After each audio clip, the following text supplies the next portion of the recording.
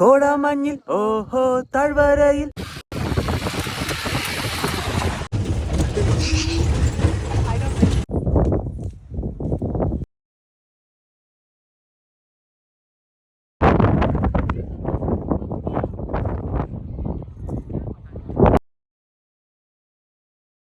Hello guys, നമ്മളങ്ങനെ ചിക്മംഗ്ലൂരിൽ set point trekking ഒക്കെ കഴിഞ്ഞ് പുറത്തേക്ക് ഇറങ്ങിയിട്ടോ. ഇനി ഭക്ഷണം കഴിക്കാനായിട്ട് കെമ്മൻഗുഡി ഹിൽ റിസോർട്ടിലേക്കാണ് ചെന്നത്. അവിടുന്ന് ഫുഡ് കഴിച്ചിട്ട് നമ്മൾ ഇനി ഹെബ്ബെ ഫാൾസ് കാണാൻ വേണ്ടി പോകാൻ കേട്ടോ. സെറ്റ് പോയിന്റ് ട്രക്കിങ്ങിന്റെ വീഡിയോ മുൻപ് കൊടുത്തിട്ടുണ്ട്, കാണാത്തവരൊന്ന് കാണാൻ മറക്കല്ലേ. അപ്പോൾ നമ്മുടെ ബൈക്ക് ട്രിപ്പ് തുടങ്ങിയിട്ട് ഇന്ന് 3ാമത്തെ ദിവസമാണ് കേട്ടോ. നമ്മൾ ഫുഡൊക്കെ കഴിച്ച ശേഷം ഹെബ്ബെ ഫാൾസിലേക്ക് ജീപ്പ് സഫാരിയിലാണ് കേട്ടോ പോകുന്നത്.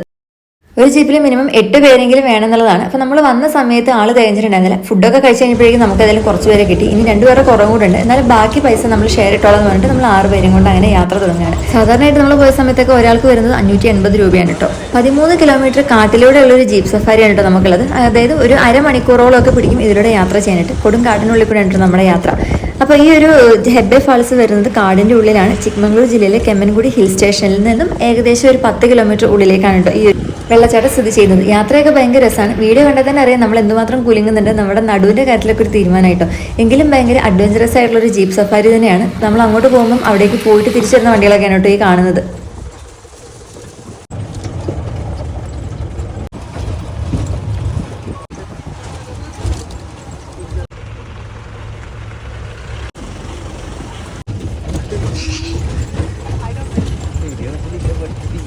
കുറേ ദൂരം ഉള്ളിലേക്ക് ചെന്ന് കഴിഞ്ഞപ്പോൾ ഒരു കാപ്പിത്തോട്ടം പോലത്തെ ഒരു സ്ഥലത്തിനകത്തേക്ക് നമ്മൾ കയറിയിട്ടോ. അങ്ങനെ നമ്മൾ ഇവിടെ ജീപ്പ് ഇറങ്ങി. ഇനി ഇവിടെ നിന്നും ഒരു 20 മിനിറ്റോളം യാത്ര, ട്രക്കിംഗ് പോലെ ഒരു യാത്രയും കൂടെ കഴിഞ്ഞാലാണ് നമ്മൾ വെള്ളച്ചാട്ടത്തിലെ അവിടത്തേക്ക് എത്തുക കേട്ടോ.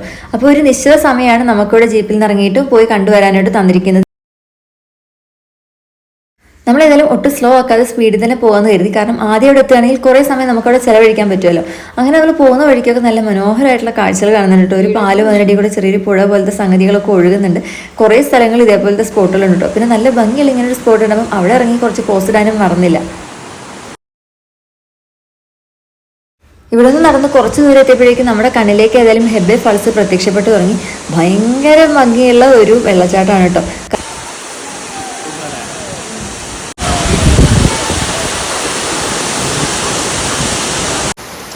ഹെബ്ബെ ഫാൾസിന് ഏകദേശം 168 മീറ്റർ ഉയരമുണ്ട്. അതായത് 551 അടി ഉയരത്തിൽ നിന്നാണ് ഈ വെള്ളം വീഴുന്നത്. നല്ല ഭംഗിയിൽ പാല് പോലെ പതപതയായിട്ടാണ് കേട്ടോ വെള്ളം താഴേക്ക് ഒഴുകുന്നത്. ഭയങ്കര രസമാണ്.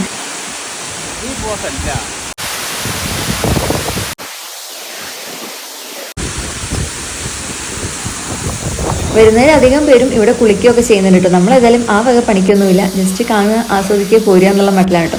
ഏതായാലും ഹെബ്ബെ ഫാൾസ് ചിക്മംഗ്ലൂരിൽ വരുമ്പോൾ ഒഴിവാക്കാൻ പറ്റാത്തൊരു ഐറ്റം ആണെന്നുള്ളത് കണ്ടപ്പോൾ മനസ്സിലായി കേട്ടോ. ഏതായാലും വന്ന് കണ്ടില്ലെങ്കിൽ വലിയൊരു നഷ്ടമായി പോയേനെ. അങ്ങനെ ഒരു നിശ്ചിത സമയമായപ്പോഴേക്കും നമ്മൾ ഏതായാലും ജീപ്പിൻ്റെ അടുത്തേക്ക് വന്നു. നമ്മുടെ ഗ്രൂപ്പിലുള്ള എല്ലാവരും വന്നു കഴിഞ്ഞപ്പോൾ നമ്മൾ തിരിച്ച് യാത്ര തുടരുകയാണ്. പോകുന്ന വഴിക്ക് കാട്ടിലെ കുറച്ച് മൃഗങ്ങളെയൊക്കെ കാണാൻ പറ്റിയിട്ടോ. അങ്ങനെ നമ്മൾ ജീപ്പിൻ്റെ സ്റ്റാർട്ടിംഗ് പോയിന്റിലെത്തി. അവിടെ നിന്ന് നമ്മൾ തിരിച്ച് ചിക്മംഗ്ലൂർ ടൗണിലേക്ക് പോകണം കേട്ടോ. അവിടെയാണ് നമ്മൾ റൂം എടുത്തിരിക്കുന്നത്. അതിൻ്റെ റൂമിൽ പോയി ഫ്രഷ് ആയ ശേഷം എന്തെങ്കിലുമൊക്കെ കഴിക്കേണ്ടി പുറത്തേക്ക് ഇറങ്ങിയതാണ്. ചിക്മംഗ്ലൂർ എന്ന് പറഞ്ഞാൽ തന്നെ കാപ്പിക്ക് പേര് കേട്ട നാടാണ്. അപ്പോൾ പിന്നെ ചിക്മംഗ്ലൂർ വന്നിട്ട് ഒരു നല്ല കോഫി കുടിക്കാതിരിക്കുന്നത് ഒട്ടും ശരിയല്ല. അതുകൊണ്ട് നമ്മളൊരു നല്ലൊരു കോഫി ഷോപ്പ് കണ്ടെത്തിട്ടോ. വേൾഡ് ഓഫ് കോഫി ചിക്മംഗ്ലൂർ എന്നറിയപ്പെടുന്ന ഒരു കോഫി ഷോപ്പിലാണ് നമ്മൾ കയറിയിട്ടുള്ളത്. ഇത് ഏഷ്യയിലെ തന്നെ ആദ്യത്തെ 4D കോഫി ബാറും പിന്നെ ഇൻട്രാക്റ്റീവ് കോഫി വാളും ഉള്ള ഒരു കാപ്പി മ്യൂസിയം തന്നെയാണ്. ഇതിൻ്റെ ഉള്ളിൽ ധാരാളം കാര്യങ്ങൾ കാണാനും മനസ്സിലാക്കാനും ഉണ്ടായിരുന്നു കേട്ടോ. വിവിധ തരത്തിലുള്ള കാപ്പിച്ചെടികളും പിന്നെ ഡിഫറെൻറ്റ് ബ്രോയിങ് ടെക്നിക്കുകളും ടേസ്റ്റിംഗ് സെക്ഷനും ഒക്കെ തന്നെ ഇവിടെ ഉണ്ട്. നമ്മളേതായാലും അവിടുന്ന് ഡെസേർട്ടും കോഫിയും കേക്കും ഒക്കെയാണ് കേട്ടോ ഓർഡർ ചെയ്തിട്ടുണ്ടായിരുന്നത്. ട്രെസ്ലീച്ചസും കോഫി പനോക്കോട്ടയും പിന്നെ കോഫി വിപ്പും ക്യാപ്പച്ചിനുമാണ് നമ്മൾ ഓർഡർ ചെയ്തത്. ഇതൊക്കെ കഴിച്ചപ്പോഴേക്കും വയറ് ഏകദേശം ഫില്ല്. പക്ഷേ രാത്രിയിൽ എന്തെങ്കിലും കഴിക്കണമല്ലോ എന്ന് ഓർത്തിട്ട് ചെറിയൊരു സ്പേസ് വിട്ടിട്ടുണ്ട് കേട്ടോ. അങ്ങനെ നമ്മൾ കഴിച്ചു കഴിഞ്ഞപ്പോഴാണ് നമുക്കൊരു അബദ്ധം പറ്റിയായിട്ട് മനസ്സിലായത്. അവിടെ സിവറ്റ് കോഫി ഉണ്ട്, അതായത് മരപ്പട്ടിയുടെ അപ്പയിൽ നിന്ന് നടക്കുന്ന ആ ഒരു കാപ്പിയും കൂടി ഇവിടെ ഉണ്ട് കേട്ടോ. പക്ഷേ ഇത്രയൊക്കെ കഴിച്ചു കഴിഞ്ഞപ്പോഴേക്കും നമ്മൾ വയറ് ഏകദേശം ഫില്ലായി. നല്ല മധുരമുള്ള സംഭവങ്ങളാണല്ലോ. അതുകൊണ്ട് തന്നെ അത് ടേസ്റ്റ് ചെയ്യുന്നത് മറ്റൊരു സന്ദർഭത്തിലാക്കാൻ നമ്മളങ്ങ് വിചാരിച്ചു. ഇവിടുത്തെ കാപ്പികളിലൊക്കെ റേറ്റ് ഒക്കെ കണ്ടാൽ സത്യം പറഞ്ഞാൽ കിളി പോകുന്ന തരത്തിലാണ് കേട്ടോ.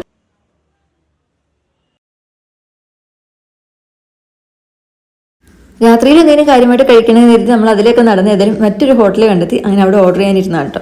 അങ്ങനെ ഓർഡറൊക്കെ ചെയ്ത് കഴിഞ്ഞ് ഫസ്റ്റ് തന്നെ ഇതുപോലത്തെ ഒരു പൊരി വന്നു. ഏതായാലും അതൊക്കെ ഇരുന്ന് പതുക്കെ കഴിക്കുകയാണ്. കാരണം ഇഷ്ടംപോലെ സമയമുണ്ട്, പതുക്കെ കഴിച്ചാൽ മതി എന്നുള്ളതാണ്. പിന്നെ എനിക്ക് ഓർഡർ ചെയ്യാത്ത മറ്റൊരു സാധനം കേട്ടിരുന്നപ്പം അത് ഞാൻ ആദ്യം തന്നെ ടേസ്റ്റ് ചെയ്ത് നോക്കുകയാണ്.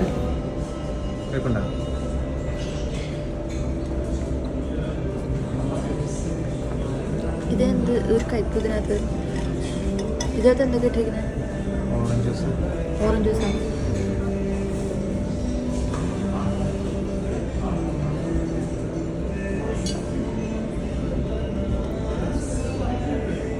സംഗതി ഓറഞ്ച് കളറിൽ ഇരുന്നുകൊണ്ട് ഓറഞ്ച് ജ്യൂസ് ആണെന്ന് കരുതിയിട്ടാണ് ഞാൻ പരീക്ഷിച്ചത്. പക്ഷേ വായിൽ വെക്കുമ്പോൾ ഭയങ്കര കയ്പ്പ്. ഇങ്ങനെ വരുന്ന ഒരു വഴിയില്ലെന്ന് കരുതി കുറേ ചോദിച്ചപ്പോഴാണ് മനസ്സിലായത് എനിക്ക് പറ്റിയ ഐറ്റം അല്ല, അത് ടക്കീലായിരുന്നു എന്നുള്ളത്.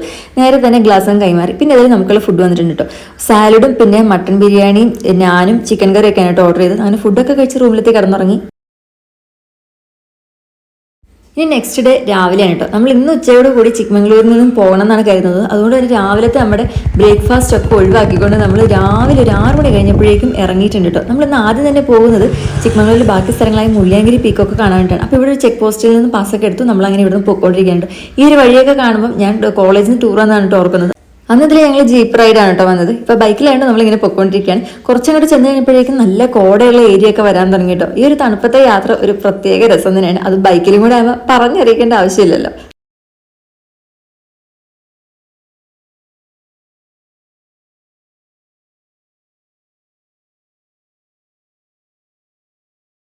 ചില ഏരിയകളിൽ കോട ഉണ്ടാകും, ചില ഏരിയകളിൽ കോടയില്ല. അങ്ങനെ കുറേ ദൂരം പൊയ്ക്കൊണ്ടിരിക്കുന്നുണ്ട്. നല്ല ഭംഗിയുള്ള സ്ഥലങ്ങൾ കാണുമ്പോൾ ഇറങ്ങി ഫോട്ടോ എടുക്കാനും മറക്കുന്നില്ല. രാവിലെ ആയതുകൊണ്ട് തന്നെ തിരക്കും അത്യാവശ്യം കുറവുണ്ട്. അപ്പോൾ പോകുന്ന വഴിക്ക് തന്നെ ഇതുപോലൊരു വെള്ളച്ചാട്ടം കണ്ടു. തിരിച്ചു വരുമ്പോൾ എന്തായാലും ഇവിടെ നല്ല ആൾക്കൂട്ടമായിരിക്കും എന്നുള്ളത് ഉറപ്പാണ്. അതുകൊണ്ട് നമ്മൾ പോകുന്ന സമയത്ത് തന്നെ അവിടെ ഇറങ്ങി ഫോട്ടോസൊക്കെ എടുക്കാൻ കരുതിട്ടോ. ഹൊന്നമ്മ ദേവി ഫോൾസ് എന്നാണ് ഇതിൻ്റെ പേര്. റോഡ് സൈഡിൽ തന്നെയാണ്. വളരെ ചെറിയൊരു വെള്ളച്ചാട്ടമാണ്, എങ്കിലും നല്ല ഭംഗിയുണ്ട് കാണാനായിട്ട്. കുറേ പടികളൊക്കെ ആയിട്ട്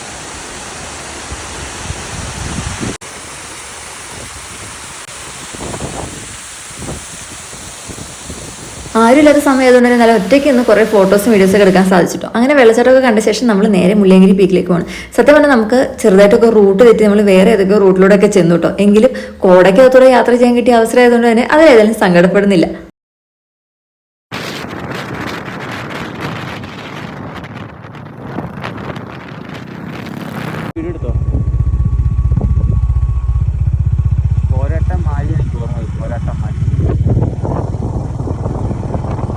കോടയ്ക്കിടയിലുള്ള യാത്രയും പിന്നെ റോഡ് ഒട്ടും ശരിയല്ലായിരുന്നു ചില ഏരിയകളിലൊക്കെ. അതുകൊണ്ട് തന്നെ യാത്ര കുറച്ച് ദുസ്സഹമായിരുന്നു എന്ന് പറയാൻ ബൈക്കിലുള്ളത്. നമുക്കൊന്നും കണ്ണ് കാണുന്നുണ്ടായിരുന്നില്ല മുന്നോട്ടുള്ളതെന്നാണ് കേട്ടോ. ഓപ്പോസിറ്റ് വരുന്ന വണ്ടികളൊക്കെ തന്നെ ലൈറ്റ് ഇട്ടും ഹോൺ അടിച്ചൊക്കെ വരുന്നതുകൊണ്ട് നമുക്ക് ഏതായാലും വണ്ടി വരുന്നുണ്ടെന്നൊക്കെ മനസ്സിലാക്കാൻ പറ്റും കേട്ടോ. അങ്ങനത്തെ ഒരു വല്ലാത്ത യാത്രയിലൂടെ ആയിരുന്നു. അങ്ങനെ ചെന്ന് പെട്ടത് നമ്മൾ ഉദ്ദേശിച്ച സ്ഥലത്തല്ല. പക്ഷേങ്കിൽ ഒരു ഭാഗ്യം എന്താണെന്ന് വെച്ചാൽ നമ്മൾ ചെല്ലുന്നതൊക്കെ തന്നെ ഓരോരോ ടൂറിസ്റ്റ് സ്പോട്ടായിരുന്നു. അതുകൊണ്ട് അതൊക്കെ ഒന്ന് കണ്ട് എക്സ്പ്ലോർ ചെയ്യാൻ നമുക്ക് പറ്റിയെന്നുള്ളതാണ് വലിയൊരു ഭാഗ്യം എന്ന് പറയുന്നത്. ഇവിടെ സത്യം പറഞ്ഞാൽ അബദ്ധം പറ്റിയത് ഞങ്ങൾക്കാണെന്ന് പറയുന്നില്ല. കാരണം ഗൂഗിൾ മാപ്പിൽ നമ്മൾ മുള്ളിയാങ്കിരി പീക്ക് എന്ന് പറഞ്ഞിടുമ്പോൾ അവർ കൊണ്ടുവരുന്ന വഴി ഇവിടേക്കാണ്. പക്ഷേങ്കിൽ മുൻപ് മുള്ളിയാങ്കിരി പീക്കിൽ 2 തവണ വന്നിട്ടുള്ള ഞാൻ പറയുന്നത് ഇതല്ല മുള്ളിയാങ്കിരി പീക്ക് എന്നുള്ളത്. അങ്ങനെ ഏതായാലും വന്ന സ്ഥിതിക്ക് നമ്മൾ ഇവിടെയൊക്കെ കണ്ടൊന്ന് ആസ്വദിക്കാൻ നിൽക്കുകയാണ് കേട്ടോ. നമ്മളെന്തായാലും എത്തിപ്പെട്ട സ്ഥലം ബാബ ബുദ്ധങ്കിരി എന്ന് പറയുന്ന സ്ഥലമുണ്ടോ. ഇതും മുള്ളിയങ്കിരി ഒക്കെ തന്നെ ഏകദേശം അടുത്തടുത്തൊക്കെയാണ്. നമ്മൾ ചെറുതായിട്ടൊന്ന് റൂട്ട് മാറിപ്പോയി എന്നുള്ളതാണ് സംഭവം. ഇവിടെ കുറേ പടികൾ ഇറങ്ങി വന്നപ്പോൾ ഇതുപോലെ വളരെ ഭംഗിയുള്ള ഒരു വെള്ളച്ചാട്ടവും അതിനടുത്തൊരു ചെറിയ ക്ഷേത്രമൊക്കെ കാണാൻ സാധിച്ചിട്ടോ. ഫുൾ കോടയ്ക്കകത്ത് മൂടി കിടക്കുകയാണ്. അത് നമ്മൾ മാത്രമേ ഉള്ളൂ. നല്ല രസം ഉണ്ടായിരുന്നു കേട്ടോ രാവിലെ ഇവിടെ. പക്ഷെ നമുക്ക് ഒത്തിരി നേരം ഇവിടെ ടൈം സ്പെൻഡ് ചെയ്യാനില്ല. കാരണം നമ്മൾ ഉദ്ദേശിച്ച സ്ഥലത്തേക്ക് എത്തണമല്ലോ. ഇതൊന്നും നമ്മൾ ഉദ്ദേശിക്കാത്ത സ്ഥലങ്ങൾ എക്സ്ട്രാ കയറി വന്നതാണ്. തിരിച്ചു പോകുന്ന വഴിക്ക് നല്ല വില കോട മൂടി കിടക്കുന്ന നല്ലൊരു സീനറിയുള്ള സ്പോട്ടാണ്. ഇപ്പോൾ അവിടെ ഇറങ്ങിയതാണ് കേട്ടോ. ഇതിപ്പോൾ എന്താ വില പുഴയാണോ കുളമാണോ എന്നൊന്നും മനസ്സിലാകുന്നില്ല. ഫുൾ മൂടി കിടക്കുക. ചിക്മംഗ്ലൂരിൽ വന്നിട്ട് കോട കിട്ടിയില്ലല്ലോ എന്നുള്ള സങ്കടം ഇപ്പോൾ ഏതായാലും മാറി കിട്ടിട്ടോ. കുറേ നേരം അതിൽ കോടി കളിച്ച ശേഷം നമ്മൾ നേരെ മുള്ളിയങ്കിരിയിലേക്ക് പോകണം. അവിടെ നമ്മൾ മാറി കഴിഞ്ഞപ്പോഴേക്കും ക്ലൈമറ്റൊക്കെ ആകെ മാറി നല്ല വെയിലൊക്കെ വരാൻ തുടങ്ങി. പക്ഷേ ഒട്ടും ചൂടൊന്നും ഇല്ല കേട്ടോ. കുറച്ച് കഴിഞ്ഞപ്പോഴത്തേക്കും പിന്നെ നല്ലപോലെ കോട കയറി വന്നു. അങ്ങനെ നമ്മൾ ചെന്ന് ലാസ്റ്റ് മുള്ളിയങ്കിരി പീക്കിൻ്റെ താഴെ എത്തിയിട്ടോ. ഇവിടെ രാവിലെ തന്നെ കച്ചവടം കാര്യങ്ങളൊക്കെ തുടങ്ങിയിട്ടുണ്ട്. നമ്മൾ രാവിലെ ഒന്നും കഴിക്കാതെയാണ് ഇറങ്ങിയിട്ടുള്ളത്. അതുകൊണ്ട് തന്നെ ഏതായാലും നല്ല ചൂട് കോൺ മസാല ഇട്ടത് വാങ്ങിച്ചിട്ടുണ്ട് കേട്ടോ. അങ്ങനെ നമ്മൾ മുകളിലേക്ക് പടികൾ കയറി പോവാണ്. ഇഷ്ടം പോലെ പടികൾ കയറി മുകളിലേക്ക് പോകാനുണ്ട്. കർണാടകയിൽ തന്നെ ഏറ്റവും ഉയരമുള്ള പീക്ക് എന്ന് പറയുന്നത് മുള്ളിയാങ്കിരി പീക്കാണ് കേട്ടോ. ഇതിൻ്റെ ഏറ്റവും മുകളിലായിട്ട് ഒരു ചെറിയ ശിവക്ഷേത്രമുണ്ട്. ഇതിൻ്റെ ഉയരം എന്ന് പറയുന്നത് 1930 മീറ്റർ, അതായത് 6317 അടി സമുദ്രനിരപ്പിൽ നിന്നും ഉയരത്തിലാണ് കേട്ടോ ഉള്ളത്. അങ്ങനെ മുകളിലേക്ക് തുറന്നോറും നല്ല കാറ്റും കോടയൊക്കെ ഉണ്ട്. നമ്മളങ്ങനെ കുറേ കയറി മുകളിലേക്ക് എത്തിയിട്ടോ. അപ്പോഴേക്കും നല്ല തിരക്കുണ്ട്. ഇവിടെ കണ്ട കോളേജ് കുട്ടികളിൽ അധികം തന്നെ നമ്മുടെ മലയാളികളാണ് കേട്ടോ ഉള്ളത്.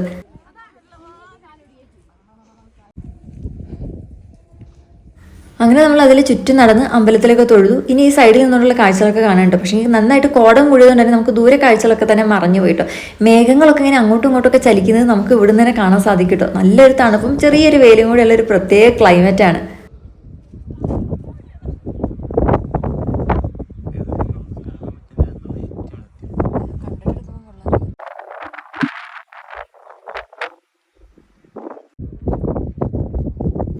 ഏതായാലും ഉള്ള സമയം കൊണ്ട് കുറച്ച് ഫോട്ടോസ് വീഡിയോസ് ഒക്കെ എടുത്ത് നമ്മൾ ഇനി താഴേക്ക് ഇറങ്ങാനുള്ള പ്ലാൻ നോക്കുകയാണ് കേട്ടോ.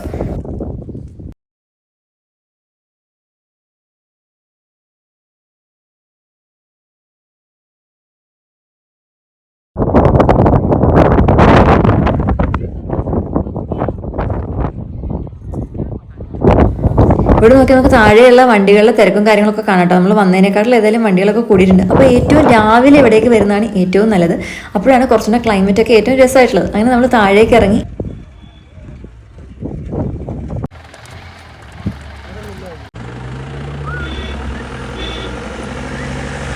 അങ്ങനെ ഇവിടുത്തെ കാഴ്ചകളൊക്കെ കണ്ടു കഴിഞ്ഞു. അങ്ങനെ നമ്മൾ ചിക്മംഗ്ലൂരിലെ ഒരുവിധപ്പെട്ട പ്രധാനപ്പെട്ട സ്പോട്ടുകളെല്ലാം തന്നെ കണ്ടു തീർത്തു കേട്ടോ.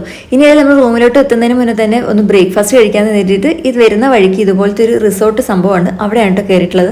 അങ്ങനെ അവിടുന്ന് ഫുഡ് ഓർഡർ ചെയ്തിട്ട് നമ്മൾ ഏതായാലും പുറത്തുള്ള ഈ ഒരു ഗാർഡനിൽ വന്നിട്ട് ഫോട്ടോ എടുക്കാൻ വേണ്ടിയിട്ട് ഇറങ്ങി നിൽക്കുകയാണ് കേട്ടോ. വളരെ ഭംഗിയുള്ളൊരു ഗാർഡനാണ്. ചിക്മംഗ്ലൂർ വരുന്ന എല്ലാവരും തന്നെ ഇത് കാണാതെ പോയിട്ടുണ്ടാവില്ല എന്നുള്ളത് ഉറപ്പാണ്. അങ്ങനെ നമ്മൾ ഫോട്ടോ ഒക്കെ എടുത്ത ശേഷം വന്ന് ഇഡലിയും ചട്നിയും സാമ്പാറൊക്കെ കൂട്ടി കഴിച്ചു. സത്യം ഇഡലിയും ഒട്ടും കൊള്ളില്ലായിരുന്നു കേട്ടോ. അങ്ങനെ നമ്മൾ റൂമിലെത്തി ലഗേജൊക്കെ എടുത്ത് ഇവിടെ നിന്ന് മറ്റൊരു സ്ഥലത്തേക്ക് പോവുകയാണ്. അപ്പോൾ നമ്മുടെ ബൈക്ക് യാത്ര തുടർന്നുകൊണ്ടിരിക്കുകയാണ്. ഇഷ്ടപ്പെടുകയാണെങ്കിൽ കൂടെ കൂടാൻ മറക്കല്ലേ. ബൈ.